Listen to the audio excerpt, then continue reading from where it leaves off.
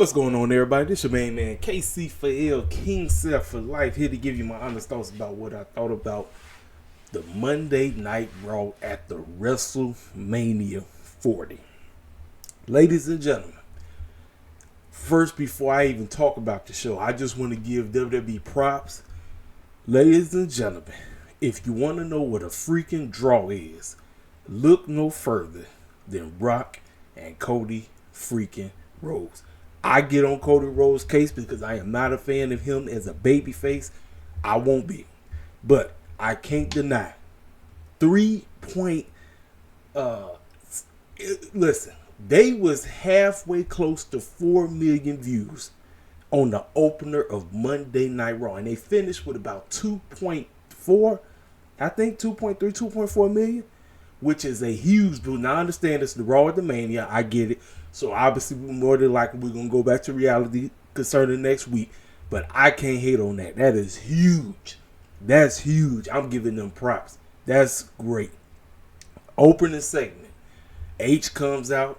That set, I'm not going to lie, I like that set. And the reason why they had that set is because they had over 20K clowns pull up for the aftermath of WrestleMania, which is fantastic. Ladies and gentlemen, people get on AEW's case because they don't have the draw, they don't have the people, the fans, or whatever. I tell y'all all the time, you know what? That's a Tony Khan problem. We can sit up here and complain about it till we blue in the face, but until TK and them figure that out, there's really no point of us even talking about it. What we need to focus on, and at the time, give WWE props for what they're doing. You see, a lot of cats be thinking I just come on here just the dog WWE. No, I tell y'all all the freaking time. If you listen to my full videos in its entirety, I give the E props when they deserve to get props. When they pull bull jive, and guarantee I'm going to cut up Triple H because of the stupid stuff he did pull on Monday Night Raw. We'll get there. But I'm giving H and everybody who did what they did, because that set, even though it was smaller based off the interest, I love that interest looked cold. That interest looked cold, ladies and gentlemen. I don't care what nobody has to say.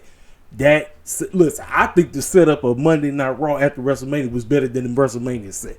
That's just me. But hey, salute to them for doing what they did.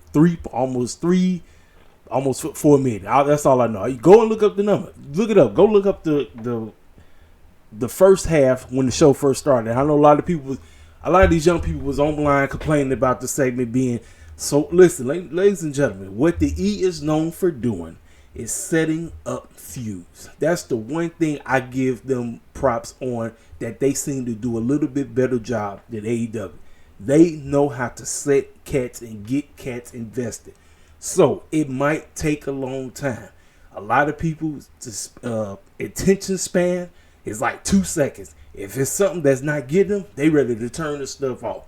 Cats like us who enjoy wrestling, we gonna watch the entire segment in its entirety, especially when it got The Rock in it. Now, I knew The Rock was pulling up. You want to know why? Because somebody had dropped the video showing, well, there's The Rock, because somebody had caught him going in. I said, yep, there he is right there. So you know Rock going to be on the show. You already know. So Triple H comes out. Cody Rhodes comes out. He gives that man his flowers and all this stuff. And you already know Mr. Cody Crybaby himself crying left and right. Now, I understand this is the right moment to quote-unquote turn into a freaking politician. Get your crying on. Cry all you want. You got the job done. You beat the mighty Roman Reigns, a.k.a. Thanos. You got the job done. Congratulations. Cry all you want. Fans going nuts. Fans going ape. Triple H out here bow down to the king. All this crazy stuff. Everything. Great. All of that. Great. Everything. I can't hate. Great. Samantha. Now, I want to talk about this. There have been a host of wrestling fans and even old school heads who used to work for the E. Matter of fact, who got put on the signpost? Brian Hebner, Earl Hebner's son. Y'all remember he used to referee too? He said that Samantha is overusing her voice and overreacting when she's ring announcing. Ladies and gentlemen, we all know why cats hate on Samantha. Samantha, not only this, Samantha is a beautiful black sister. Beautiful as heck. Finer than that thing. Talented like a mother. The girl can sing. She can play the mess out of a flute. The girl is talented through and through. And she got the man himself, Ricochet, wrapped around her fingers. You can't tell me that. That boy be backflipping for her every day. Matter of fact, in a matchup on Raw, He jumped. Who was he going against? I think did he go against Brian? Who was going against? Oh, that's right. It was the Fatal 4-Way to determine the number one contender going against Damian Priest at Backlash. He looked at her and he told her sorry because he knew he was finna do some stupid stuff, But listen, this fool said that she's overreacting when she does her ring announcing and all, and there's a host of clowns that's been hating on her for a long time. Ladies and gentlemen, I'm just gonna tell y'all the bold-faced truth. I tell y'all all the time, it don't matter what we do and how we get into this picture. Fools are just gonna hate on us because we there. That's all. I don't care. Samantha is great at what she does, man. Listen, I want to say I've gotten used to Samantha ever since the pandemic because I don't remember her being there post 2019. I think Samantha pulled up 2020. I could be wrong. If somebody been watching, let me know when Samantha first pulled up. But fools be hating on Samantha left and right, and I already know why. I ain't got to tell you why. You know why. Fools get in their feelings, and then they say they got to start putting hate videos out. They got to start leaving hate comments, talking about she overrated, and she this and she that. Stop it. Y'all just bull jiving. Y'all just bull jiving through and through. I don't care what y'all fools got to say. Y'all can kick rocks, all that care. My girl is great. She is great at what she does. Cody had told her to do the same thing because at WrestleMania, she broke down and ring announcing his name or calling his name out when he won the championship. Ladies and gentlemen, pro wrestling is an emotional thing. Cats get emotional. Oh, listen, we all know. And it was a dude that played, I think he played football. He talking about he don't know why people be going crazy over this quote-unquote fake stuff. First of all, pro wrestling isn't fake. Pro wrestling is scripted. I don't know how many times I got to. And first of all, bro, you should know better because you play in a scripted sport. Professional sports as a whole is scripted. I don't know what. Listen, when you go watch a crazy movie or whatever, you don't sit up here and say, man, why am I enjoying this scripted movie? You know it's scripted. Every single one of us know pro wrestling is predetermined. We know that, but we enjoy it because it's something that gets us engrafted in. Cats know how to get us, whatever story they're trying to tell, we jump on. Like, it's like we can't wait till the next chapter or whatever's going to happen. Even if we're not fans of said person or whatever, we're so invested. People have been invested in Cody Rhodes' story ever since he left AEW. He became the guy. Dealt with Seth Rollins, and let me tell y'all something, man. I call Seth Rollins a clown because of the stuff he be wearing and all that goofy stuff. But Seth Rollins' story arc and this whole situation, he played Iron Man. If you remember what Iron Man did at the end of Endgame, he sacrificed himself for everybody. He literally became Cody's shield. That was great storytelling, and you can see he broke down. He broke down twice. He broke down at the beginning of the show when he told Drew, "You effing deserve this. This is yours." And then at the end of the show, broke down to help Cody and everything. Ladies and gentlemen, you can't get that man nothing but props. I mean, salute to Seth. Salute to that man. I'm telling you, I see why King Mike adores that man so much, even though he sometimes get on his nerve because he do call out Seth Rollins. But man, I'm telling you, fan flipping tastic. Great. So let's go ahead and talk about it. Cody Rhodes is out there, like I said, to greet the fans. Fans talk about you deserve it, all this crap. He getting his politician on. As he's getting his politician on, if you smell, Rock comes out. Rock comes out.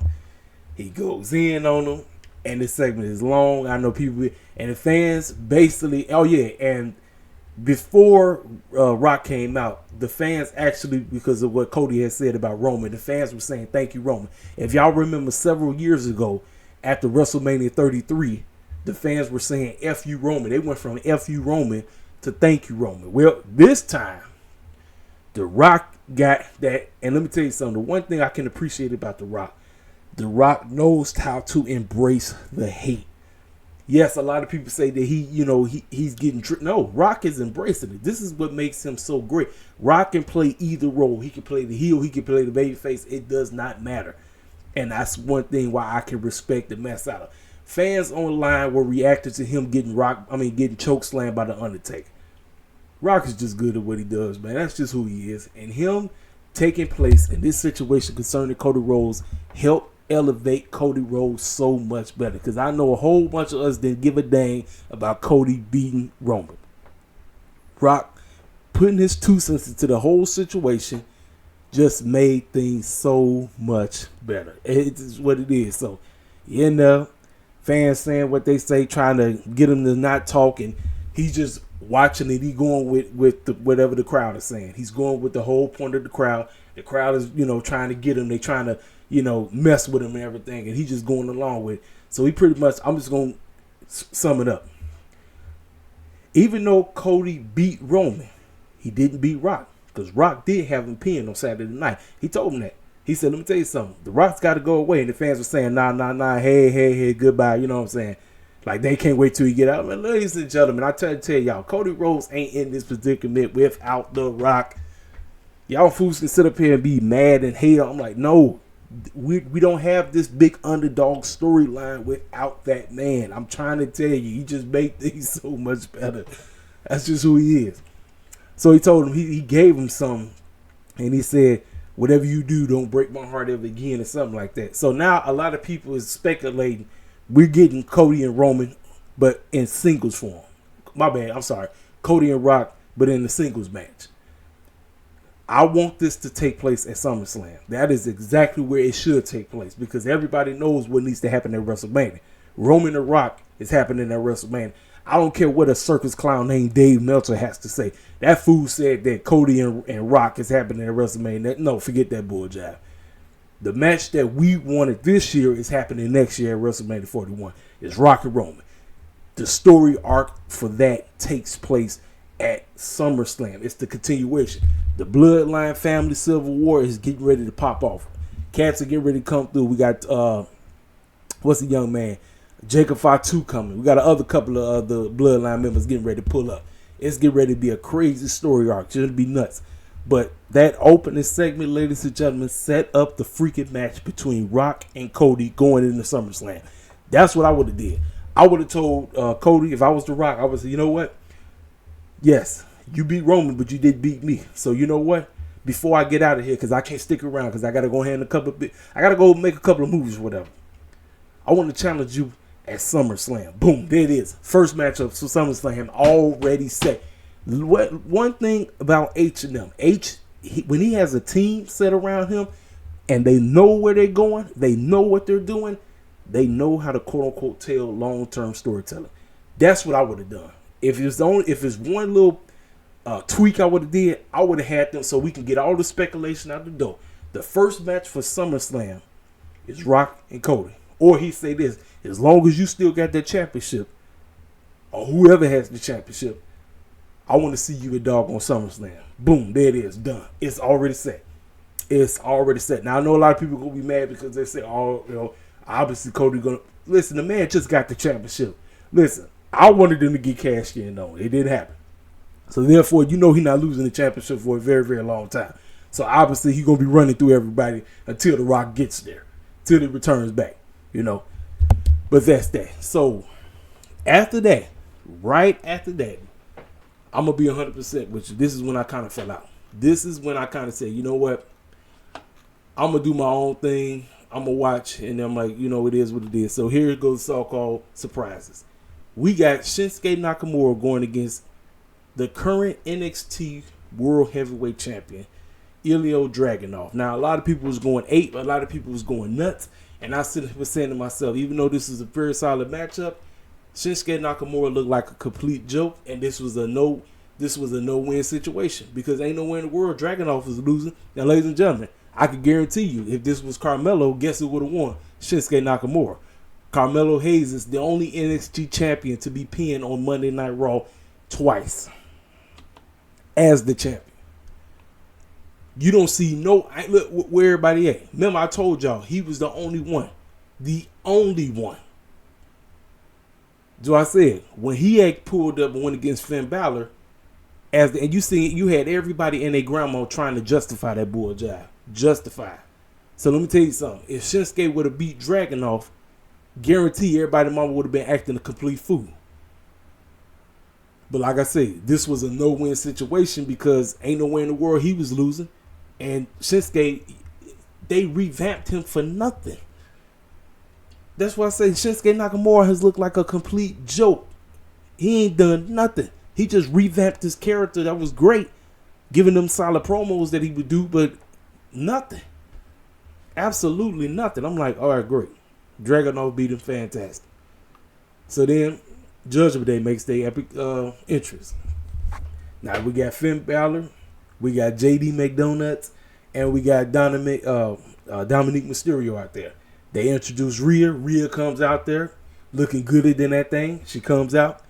And then they introduce new current World Heavyweight Champion, WWE World Heavyweight Champion, Damian Priest. Now let me tell you something. Damian Priest, now a lot of people think I'm mad that he won the championship. No. First and foremost, I want to give a shout out to my main ace, Ariel. Shout out to my main man. I know he can't stand this dude. But he had gave me a conversation. We had a conversation the other day, and he was talking about how H is quote unquote trying to make it seem as if he's trying to spread the wealth, and it ain't just quote unquote white dominant. And I agree with that. He's right, absolutely correct, because we straight up ate.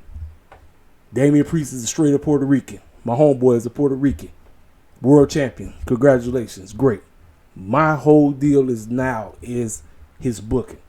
It's going to be. It always comes down to the presentation and the booking. He got the job done. He beat Drew McIntyre. Like I said, Drew McIntyre looked like a joke again. But now, Damian Priest as the world champion, how is that booking going to be? And as of right now, ladies and gentlemen, if you know, the SmackDown don't have a champion right now. SmackDown does not have a champion. Now, draft is getting ready to show up. So I'm just assuming Cody is getting ready to go to SmackDown, ladies and gentlemen. Damian Priest and them is going to stay on Monday Night Raw. But Cody is going to SmackDown. Because as right now, SmackDown doesn't have a champion. Both Damian and Cody are on Raw. So a champion is not on Raw. On SmackDown. So they don't have nothing right now. So Damian come out, and apparently he got his new music. And the word is he's actually on the track. He does the vocals on the track or whatever. Great. So they all up in there. The only two relevant members of Judgment Day, which is Rhea and Damian Priest. Everybody else in the group is a joke. They all hold their championships up. And here come the shucking and jiving guy who just won the tag team championship, R-Truth. Still acting like he's in the freaking group. No, you're not, man. This is where everything just went downhill for me. I was like, you know what? I'm out. I'm going to go watch the national championship game between Purdue and Connecticut because I really don't give a dang about this. Ladies and gentlemen, I tell you all the time, we get on these shows and we get the buck dancing harder than that thing. R-Truth got rewarded the championship. He got a moment at WrestleMania for shucking and jiving. Don't nobody want to talk about it. He got rewarded for buck dancing. And here he is as a freaking minstrel show coming out here talking about he's still in the Judgment Day. No, you're not. And it took the Miz coming out there telling that man, bro, you're not in there. Just like I said, the whole thing is dumb. It's over. Why are we still dealing with this? Move on. It should be other clowns trying to come after R-Truth and Miz for those tag team titles, but we still trying to do this dead, unfunny gimmick that's stupid as heck, that's dumb, is not funny, is retarded. But you got fools who's going to sit up and tell you that R-Truth is on the generational run. No, you guys just like us shucking and jiving. I'm just calling for what it is. Y'all like us sitting up here buck dancing. That's the name of the game. Buck dancing, you get entertained. Hey, no, forget that bull jive. So this turned into a doggone 6-man tag team match. And Miz was like, so what, you bringing back Lil Jimmy? And he said, yeah, I'm bringing back Lil Jimmy. Well, ladies and gentlemen, Lil Jimmy turned into the man that R-Truth quote-unquote claim is his childhood hero, even though R-Truth is older than this guy.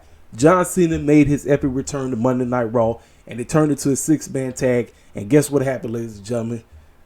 All members, the joke members in Judgment Day, look like jokes because everybody got attitude adjusted. All three of them, JD McDonuts, Dominic Mysterio, and Finn Balor, all look like jokes. Every single one of them, just a dang joke.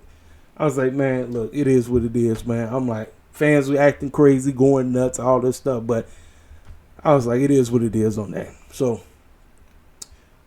just talked about that. Like I said, all that.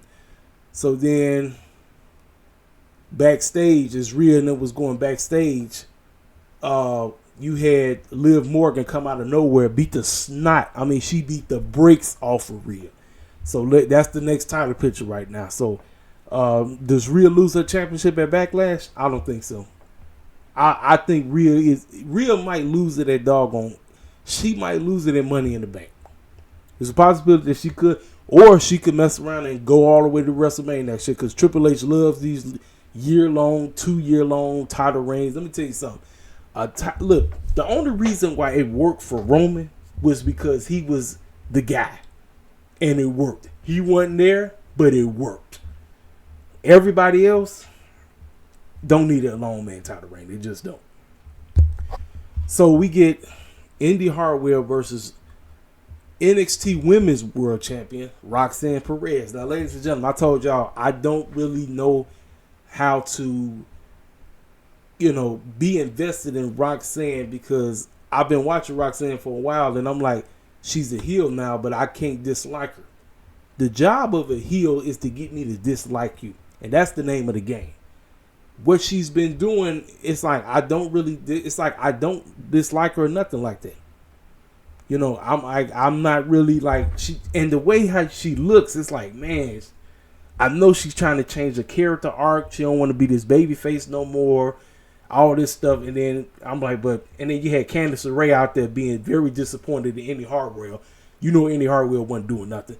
Roxanne beat the snot out of her, and when the referee went to raise her arm, she said, "Get off me." I'm like, girl, I just can't. I'm sorry. I really can't. So we got the real tag team, the real cats who made the Bloodline storyline more than what it was. Jey Uso and Sami Zayn backstage embracing one another, congratulating one another, talking about my dog, and they did their goofy man hand slap, handshake they usually do or whatever. I'm sitting up here like, man, this is the real tag team right here. I really want to see them as tag team champions one day, because these two made the story arc of the Bloodline so much better. I'm telling you, man, it was like I just wanted them to be the real tag team, Jey and Sami Zayn, because they go together. You understand what I'm saying? And them just embracing one another, I said, man, coming full circle. All the mess that they went through, all the stuff. Jay not giving a dang about Sammy getting there, feeling like his spot was being taken, and he wasn't trying to do that. He was just trying to, embrace the Bloodline, and Jay was not. Everybody was embracing him, and Jay was the only one that wasn't embracing him. And then as things started to happen, Sammy, every time he would come through, he would always come through and save Jay. That's what makes these two great. I'm telling you. And I know a lot of people is hating on the match between Jay and Jimmy.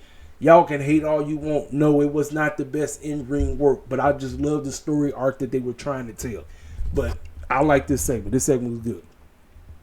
So then Natalya ran into Roxanne. Apparently, I guess Natalya was going against Roxanne last night on doggone NXT. Great. Sammy comes out as the Intercontinental Champion, and he talks about everything. He even mentioned, which I didn't talk about. Ladies and gentlemen, WWE could constantly let y'all know who they worship. They let y'all know every day. WWE is not a thing without their Lord and Savior, the devil himself. This was a choice, ladies and gentlemen. This was a genuine choice. Sami Zayn mentioned how long his reign was. 666 days. This is on purpose, ladies and gentlemen. And he spoke in his language, because he says a word, he says something in his language. I know exactly what he was talking about. But WWE constantly let y'all know every day. They let y'all know who they worship. This is why I be telling y'all, pro wrestling ain't what y'all think it is behind the scenes. It ain't what it is without cats dabbling in this satanic crap. I don't know why fools don't want to get it. Ain't nobody in the IWC gonna go this deep. Nobody. I just seen millions and millions of podcasters and cats on TikTok, and nobody really going this deep. They don't want to. They really not. So here come Gunther's boys, Vinci and Ludwig, coming out here talking bull jive and about how Gunther is the real champ and he ain't no champ. So it was about to be a handicap match, and then here comes Chad Gable. Chad Gable comes out to the rescue. Now it's a tag team match. Now, after the matchup, backstage, they show that these two are kind of getting into it, because he told them you owe me a championship match, which more than likely I believe is going to happen at Backlash. Ladies and gentlemen, Chad Gable is about to turn heel.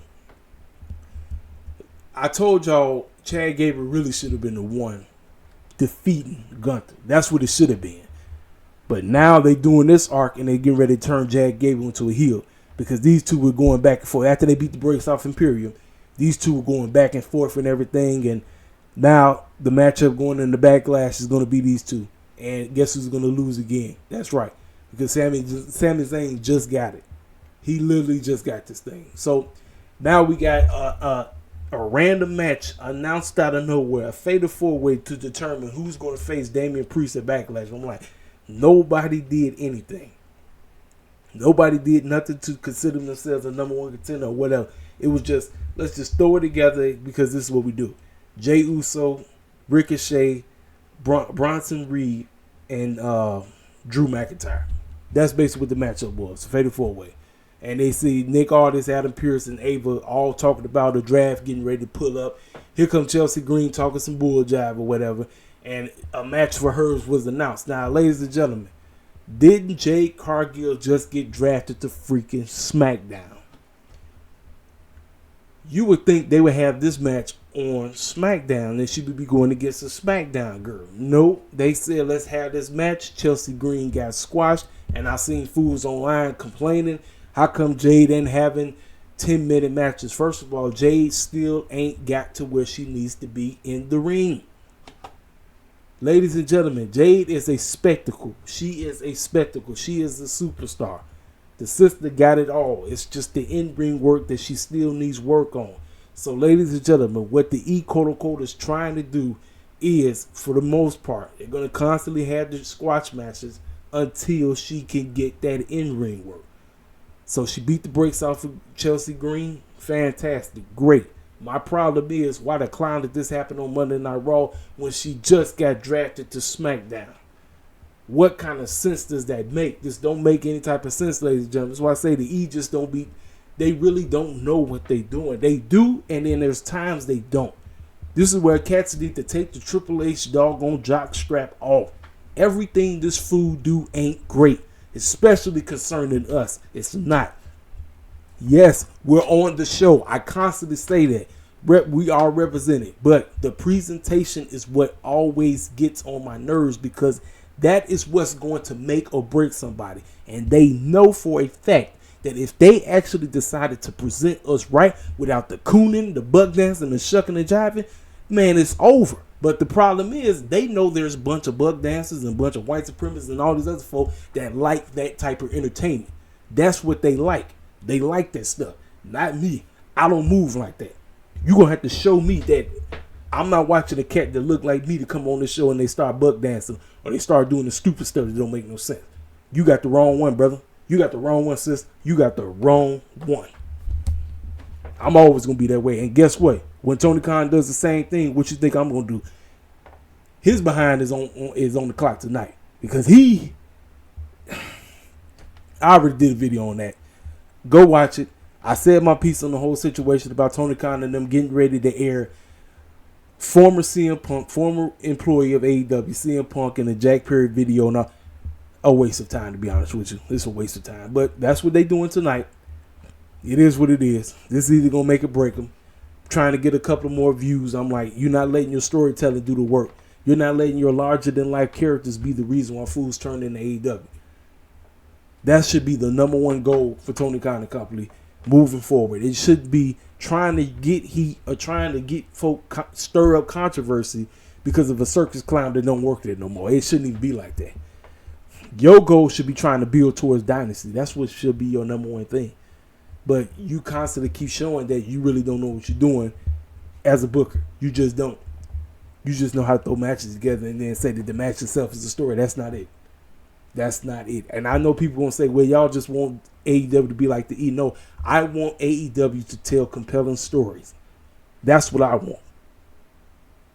I don't know why fools just don't get that. It's so stupid. That's why I said IWC is a joke. JB's is not out of great. So then, like I said, I talk about these two getting into it. Everybody mad and all this stuff. So then we get to Bronson Reed. They cut a commercial. Now, there was a lot of people that caught this. I said Bronson Reed cut it was before they went to commercial. He cut a promo about winning the doggone Andre Battle Royal stuff. and about why he's going to main event, or well, I don't know. I don't think he's going to be a main event. Why he's going to Backlash and why he will become the number one contender for the WWE World Heavyweight Championship. Now, as he was talking, the camera or the whatever, the shot on TV was messing up, kind of like how when the late Bray Wyatt was here. So a lot of people was wondering, is this a tease about Uncle Howdy? Is Bo Dallas really getting ready to try to live up to his brother's status? If he is, you know what? I wish him the best. I don't know if he can, but I wish him the best. And Triple H and them, you better do work with this, because this, I don't know if you should be touching this. Like I said, the man just dipped out. He just dipped out, and I don't know if this is going to work. It could work. It could, but it is what it is on that. So we get to the matchup. Now, everybody was beating the snot out of each other. And Drew McIntyre looked like he was ready to win. He looked like he was getting ready to, quote unquote, get another shot for the championship he lost in about 5 minutes. That's why I say he should have got his behind up out of there. Instead, he's too busy focusing on a dude that's injured, a dude that don't work there. A dude that can't wrestle right now, focusing on him instead of getting the heck up out of there and being the current champion that he should have been. CM Punk pulled up out of nowhere and was holding his foot down again. Cost him again. Jey Uso won, and Jey Uso is the number one contender for the WWE World Heavyweight Championship. That's your matchup going to doggone Backlash. Now, I know a lot of people is mad. A lot of people is upset because Jey Uso's situation between him and Jimmy. I told you right now, main event Jey, that's who they pushing. They pushing main event Jey. Does he eventually win that championship? I don't know. That's up to Triple H now. That's up to H. But I can tell you this, he ain't winning no doggone Backlash. Damian Priest just got this thing.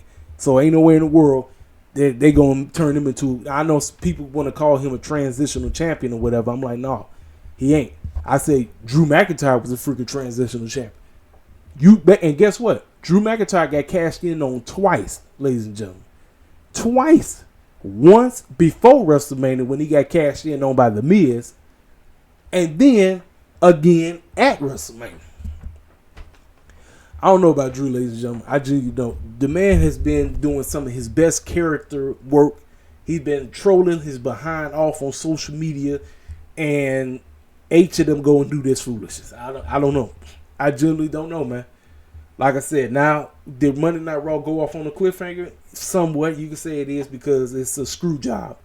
CM Punk screwed over Drew McIntyre, and Jey is going to doggone Backlash now. I'm like, that's cool and all, but I'm like this, man. I'm like, it is what it is, man. Listen, Monday Night Raw, overall, I thought it was all together, regardless of the bull jab that we got in the middle of the show. Monday Night Raw was a decent Raw at the main. It was not the best, but it was definitely better than last year's. I can tell you that. So I give Triple H and them props on that. But he still gave us a whole lot of bull jab that didn't make no type of sense. None whatsoever. I don't give a care what a hardcore WWE shit would tell me. They'll sit up and say, man, you just hate. No, I'm telling you the both is true.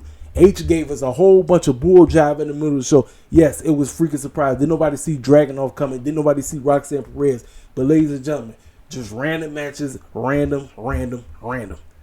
That's what I say. Tony Khan and Triple H are one and the same. I don't give a care what any fool has to say.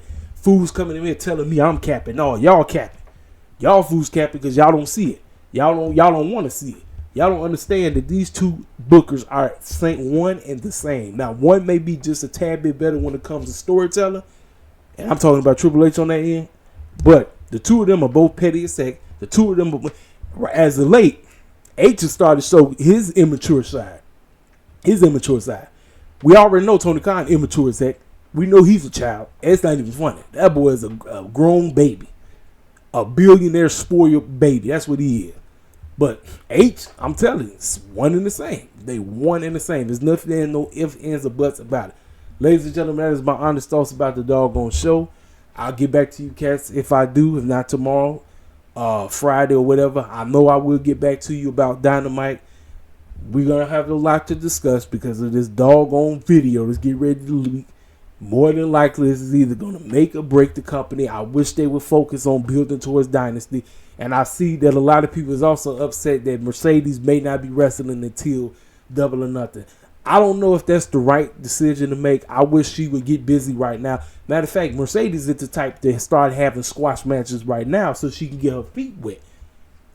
You know what I'm saying? I don't know what this booking situation is with Tony Khan. I don't get it. It's not making any type of sense, but it is what it is, ladies and gentlemen. This is your main man, KCFL, King Self for Life Wrestling It Takes. For one, forgive me for the dialect, for all this. I try my best to come to you as authentic as I possibly can. Forgive me, but we always keep it 100% on this channel no matter what. I appreciate all the new subscribers. We growing, we getting bigger and better. Y'all already know what to do. Make sure you hit that like button. If you're new to the channel, feel free to subscribe, and we will keep it 100. This your main man, KCFL, King Self for Life Wrestling It Takes. I'm gone.